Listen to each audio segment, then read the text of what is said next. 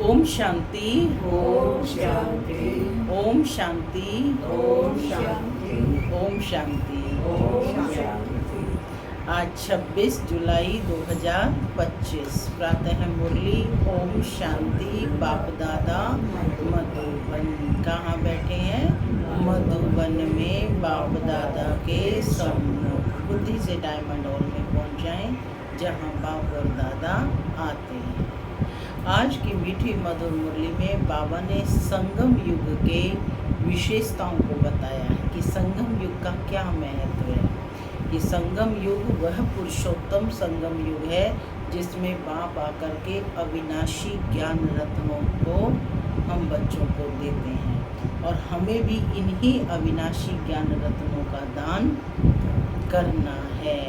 साथ ही बाबा ने कहा अमृत वेले उठकर विचार सागर मंथन करना है। बाप जो प्रतिदिन अभ्यास का होमवर्क देते हैं वह भी हमें ज़रूर करना है। तो बाबा ने कहा इस युग में ही आत्मा के विकर्म विनाश होते हैं। और वे कैसे होते हैं? जब आत्मा पावन बनती है। तो पावन जरूर बनना है और आत्मा के विकर्म का विनाश करना है। संगम युग कमाई का युग है। इसे धर्माऊ युग, ऑस्पिशियस युग, अनेकानेक महिमा की गई है इस युग की। पुरुषोत्तम दुनिया में भी, भक्ति मार्ग में भी पुरुषोत्तम मास होता है ना, तो उसमें क्या करते हैं? बहुत अधिक दान पुण्य करते हैं। तो ऐसे ही यह संगम युग है जब बाप आते हैं और इस समय विकर्म विनाश करते हैं। सुनते हैं आज के डायरेक्ट ईश्वरीय महावाक्य। ओम शांति। बाबा कहते, मीठे बच्चे, यह संगम युग विकर्म विनाश करने का युग है। यह संगम युग विकर्म विनाश करने का युग है। इस युग में कोई भी विकर्म तुम्हें नहीं करना है, पावन जरूर बनना है। इस युग में कोई भी विकर्म तुम्हें नहीं करना है, पावन जरूर बनना है।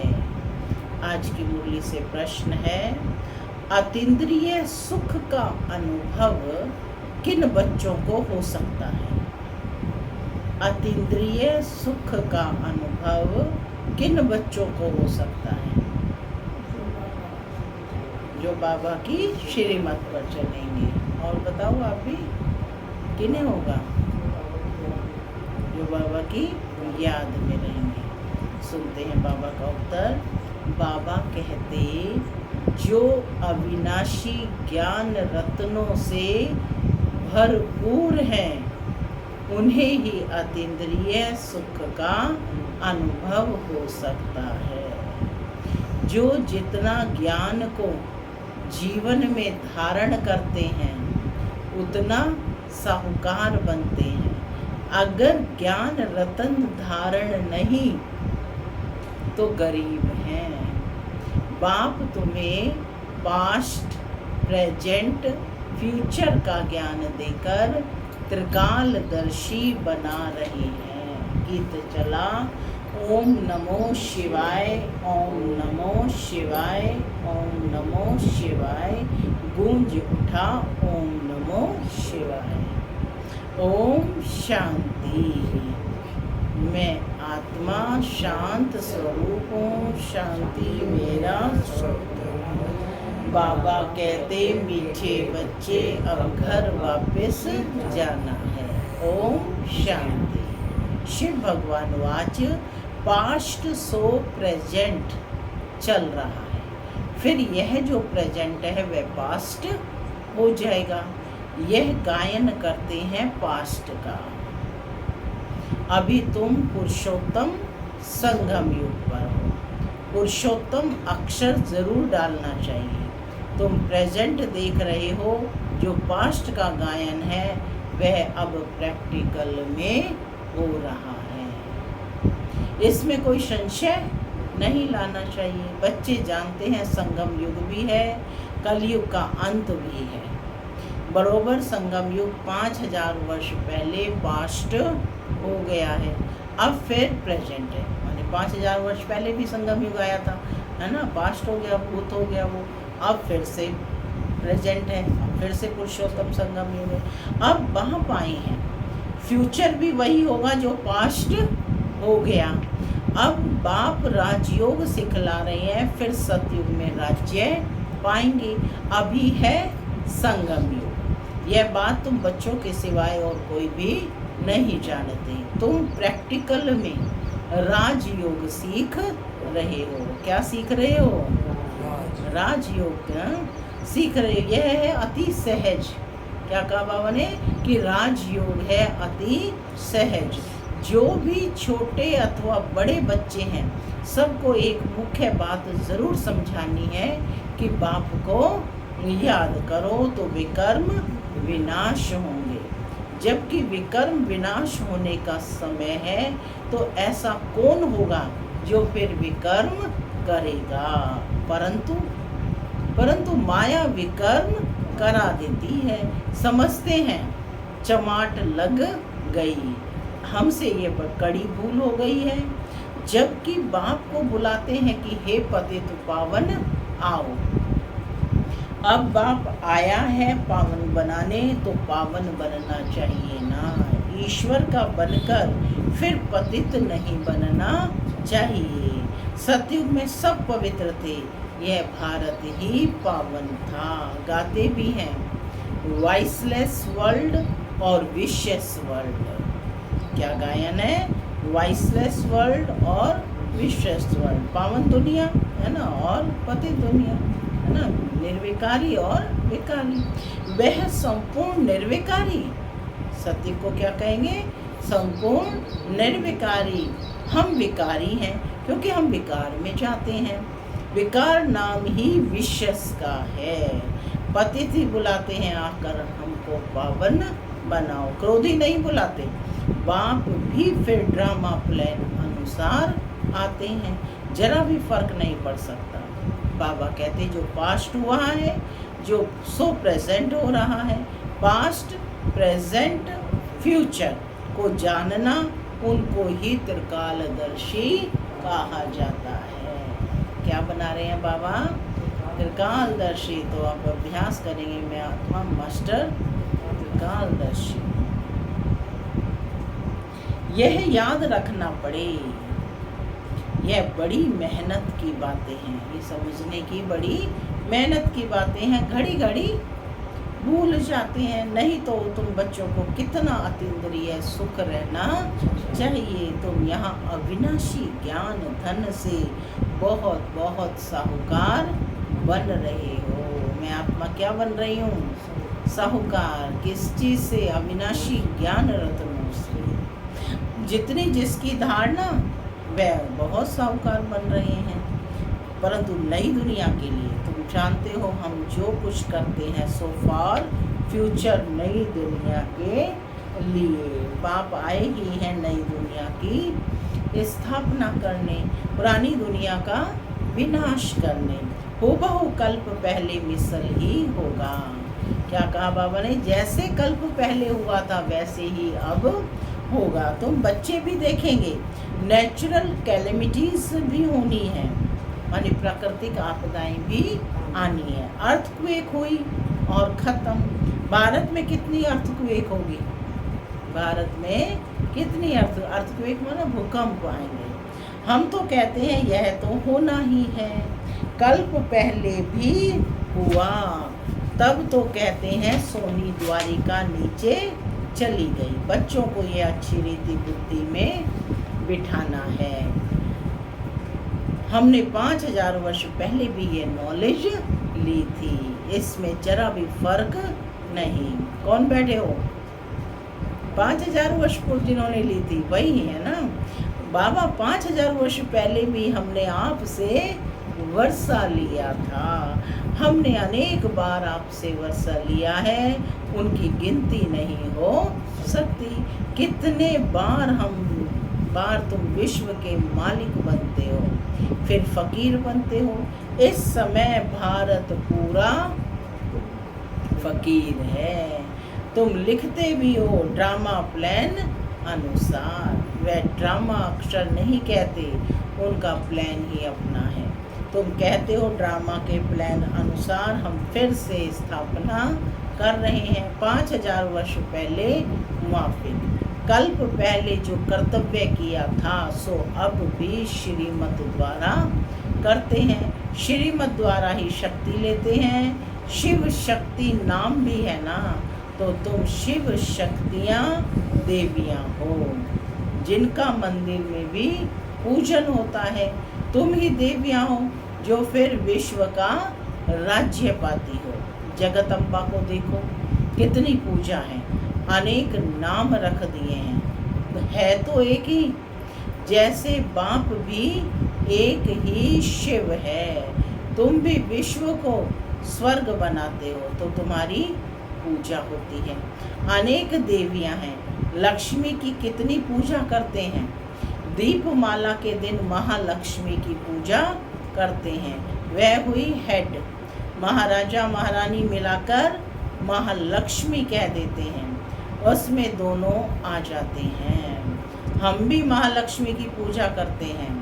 धन वृद्धि को पाया तो समझेंगे महालक्ष्मी की कृपा हुई है, बस हर वर्ष पूजा करते हैं। अच्छा, उनसे धन मांगते हैं। देवी से क्या मांगे? देवी से और क्या मांगे? धन मांगते हैं। तुम संगम युगी देवियां स्वर्ग का वरदान देने वाली हो। कौन हो? आज देखो मंदिरों में भक्तों की भीड़ लगी हुई है, तो मैं कौन हूँ? आत्मा संगम युगी देवी। तो तुम संगम युगी देवियां और क्या दे रही हो? स्वर्ग का वरदान देने वाली। वो तो धन मांग रहे हैं सिर्फ, है ना। कहते स्वर्ग का वरदान देने वाली हो। मनुष्यों को ये पता नहीं है कि देवियों से स्वर्ग की सब मनोकामनाएं पूरी होती हैं। जब स्वर्ग में आ गए तो सर्व मनोकामनाएं आ गई, धन दौलत सब कुछ मिल जाएगा, सुख शांति पवित्रता और संपन्नता।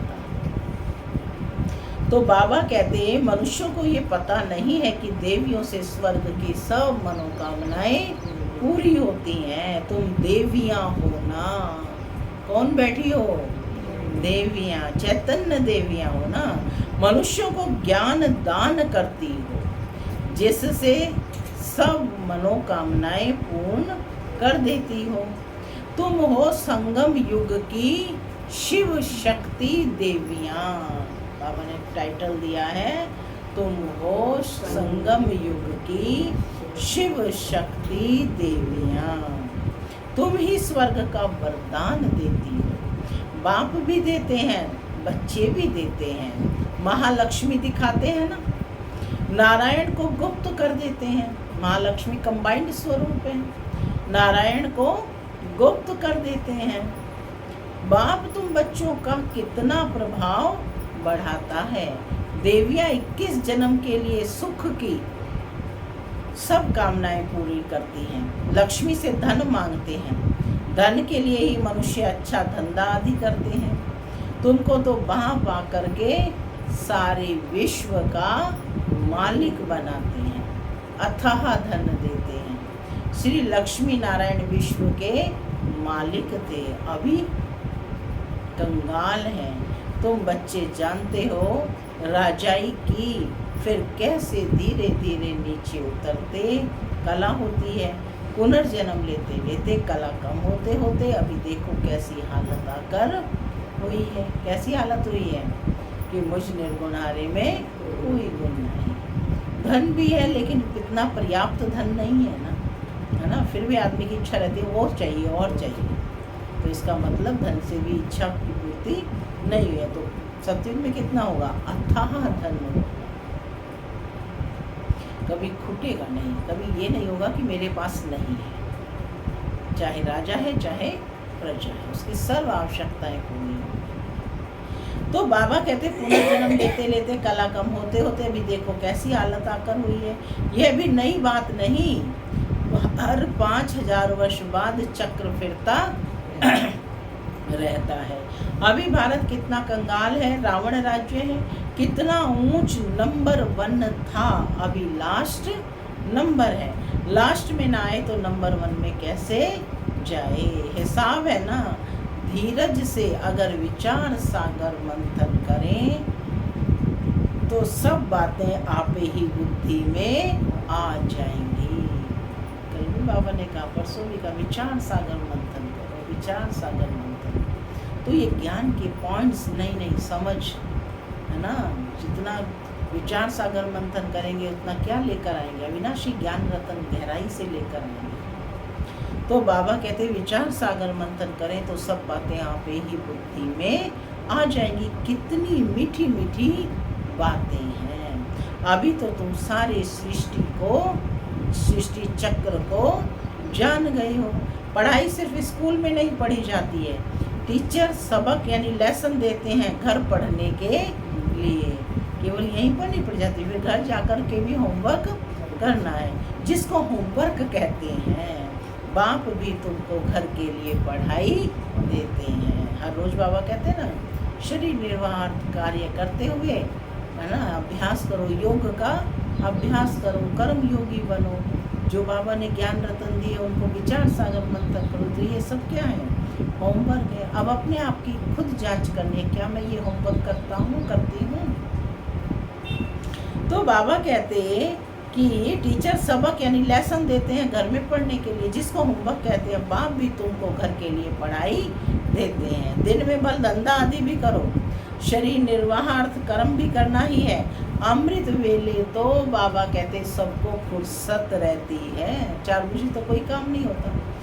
सवेरे सवेरे 2-3 बजे का टाइम बहुत अच्छा है, उस समय उठकर बाप को बड़े प्यार से याद करो। बाकी इन विकारों ने ही तुम्हें आदि मध्य अंत दुखी किया है। रावण को जलाते हैं परंतु इसका भी अर्थ कुछ नहीं जानते, बस सिर्फ परंपरा से रावण को जलाने की रस्म चली आई है। यही कहते हैं ना कि जलाते आ रहे हैं लेकिन रावण जलता है। ड्रामानुसार बाबा कहते हैं ये भी नूंद है, यह रस्म भी नूंद है। रावण को मारते आए हैं परंतु रावण मरता ही नहीं। अभी तुम बच्चे जानते हो रावण को जलाना बंद कब होगा। तुम अभी सच्ची सच्ची सत्यनारायण की कथा सुनते हो, तुम जानते हो कि हमको अभी बाप से वर्षा मिलता है। बाप को न जानने के कारण ही सब निधन के बन गए हैं, सब निधन के हो गए। बाप जो भारत को स्वर्ग बनाता है उनको भी नहीं जानते हैं, यह भी ड्रामा में नोंद है। सीढ़ी उतरते तमो प्रधान बने तब तो फिर बाप आए, परंतु अपने को तमो प्रधान समझते थोड़े ही हैं। बाप कहते हैं इस समय सारा झाड़ जड़ जड़ी भूत अवस्था को पाया है, एक भी सतो प्रधान नहीं। सतो प्रधान होते ही हैं शांति धाम और सुख धाम में, अभी हैं तमो प्रधान। बाप ही आकर तुम बच्चों को अज्ञान नींद से जगाते हैं, तुम फिर औरों को जगाते हो, जगते रहते हैं। जैसे मनुष्य मरते हैं तो उनका दीवा जलाते हैं कि रोशनी में आ जाए। अब यह है घोर अंधियारा, आत्माएं वापस अपने घर जा ना सकें, बल दिल होती है कि दुख से छूटें परंतु एक भी छूट नहीं सकते। जिन बच्चों को पुरुषोत्तम संगम युग की स्मृति रहती है वे ज्ञान रत्नों का दान करने बिना रह नहीं सकते। जिन्हें पता है कि कौन सा समय चल रहा है, पुरुषोत्तम संगम युग, तो पुरुषोत्तम मास की भी विशेषता होती है, पुरुषोत्तम संगम युग की भी यही विशेषता है, दान करना है। किसका दान करना है? अविनाशी ज्ञान रत्नों। तो बाबा भी कह रहे हैं कि वो सेवा के बिना रह नहीं सकते। जैसे मनुष्य पुरुषोत्तम मास में बहुत दान पुण्य करते हैं, ऐसे इस पुरुषोत्तम संगम युग में तुम्हें ज्ञान रत्नों का दान करना है। यह भी समझते हो स्वयं परम पिता परमात्मा पढ़ा रहे हैं श्री कृष्ण की बात नहीं। श्री कृष्ण तो है सतयुग का पहला प्रिंस, फिर तो वह पुनर्जन्म लेते आते हैं। बाबा ने पास्ट, प्रेजेंट, फ्यूचर, भूत, वर्तमान और भविष्य का भी राज समझाया है। तुम त्रिकालदर्शी बनते हो और कोई त्रिकालदर्शी बना नहीं सकते सिवाय बाप के। सृष्टि के आदि, मध्य और अंत का ज्ञान बाप को ही है, उनको ही ज्ञान का सागर कहा जाता है। कोई व्यक्ति बन सकता है ज्ञान का सागर? कोई धर्म गुरु आदि कोई बन सकता है? नहीं, केवल एक परमात्मा ही ज्ञान का सागर है ना। वे भगवान कौन है? नॉलेजफुल, है ना। वे नॉलेजेबल यानी ज्ञान स्वरूप बन सकते हैं, लेकिन ज्ञान का सागर नहीं। तो तुम बाबा कहते, बाप को कहते ही हैं ज्ञान का सागर। ऊंचे ते ऊंच भगवान ही गाया है, वही रचता है। हेवनली गॉड फादर अक्षर बड़ा क्लियर है, हेवन स्थापन करने वाला। शिव जयंती भी मनाते हैं, परंतु वह कब आए, क्या किया, यह कुछ भी नहीं जानते। जयंती के अर्थ का ही पता नहीं, तो फिर मनाकर क्या करेंगे। यह भी ड्रामा में सब है। इस समय ही तुम बच्चे ड्रामा के आदि मध्यांत को जानते हो, फिर कब नहीं। फिर जब बाबा आएगा तब ही जानेंगे, पूरा कल्प नहीं जान सकते, है ना। इसी समय पुरुषोत्तम संगम युग पर बाप आते हैं, तभी सारे राज को बच्चे जानते हैं। अभी तुमको स्मृति आई है, यह 84 का चक्कर कैसे फिरता है। भक्ति मार्ग में क्या है, उनसे तो कुछ भी मिलता नहीं। कितने भक्त लोग भीड़ में धक्का खाने जाते हैं। बाबा ने तुमको उनसे छुड़ा दिया। अब तुम जानते हो हम श्रीमत पर फिर से भारत को श्रेष्ठ बना रहे हैं। श्रीमत से ही श्रेष्ठ बनते हैं, श्रीमत संगम पर ही मिलती है। तुम यथार्थ रीति से जानते हो कि हम कौन थे, फिर कैसे यह बने हैं। अब फिर पुरुषार्थ कर रहे हैं। पुरुषार्थ करते करते बच्चे अगर कभी फेल हो पड़ो तो बाप को समाचार दो, बाप सावधानी देंगे फिर से खड़े होने की। फिर से सुनेंगे बाबा बच्चों को सचेत कर रहे हैं, सावधान कर रहे हैं कि पुरुषार्थ करते करते बच्चे अगर कभी फेल हो पड़ो तो बाप को पूरा समाचार दो। बाप सावधानी यानी समझानी देंगे फिर से खड़े होने की। ये नहीं है कि गिर गए तो फिर उठना ही नहीं है, तो बाबा फिर से सावधानी देंगे। कभी भी फेलियर हो बैठ नहीं जाना है, फिर से खड़े हो जाओ, दवाई कर लो। सर्जन तो बैठा है ना, कौन है बाप? सर्जन। बाबा समझाते हैं 5 मंजिल से गिरने और 2 मंजिल से गिरने का कितना फर्क है ना। काम से गिरे तो क्या हुआ, 5वीं मंजिल से। काम विकार है 5 मंजिल, इसलिए बाबा ने कहा काम महाशत्रु है, उसने तुमको पतित बनाया है।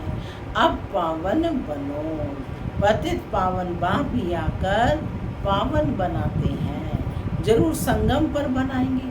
कलयुग अंत और सतयुग आदि का यह संगम है। बच्चे जानते हैं बाप अभी कलम लगा रहे हैं, फिर पूरा झाड़ यहाँ बढ़ेगा, ब्राह्मणों का झाड़ बढ़ेगा। फिर अभी क्या बढ़ रहा है, ब्राह्मणों का झाड़, और फिर संगम युगी चंद्रवंशी सूर्यवंशी चंद्रवंशी में जाकर सुख भोगेंगे। ब्राह्मणों का झाड़ बढ़ेगा, फिर सूर्यवंशी चंद्रवंशी में जाकर सुख भोगेंगे। कितना सहज समझाया जाता है। बाबा कहते हैं अच्छा मुरली नहीं मिलती, मुरली नहीं मिलती तो बाप को याद करो, वो तो याद कर सकते हैं। ये बुद्धि में पक्का करो कि शिव बाबा ब्रह्मा तन से हमको कहते हैं कि मुझे याद करो, तो विष्णु के घराने में चले जाएंगे।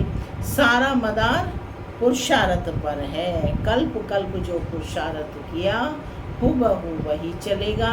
आधा कल्प देह अभिमानी बने हो, अब देही अभिमानी बनने का पुरुषार्थ करो, इसमें है मेहनत।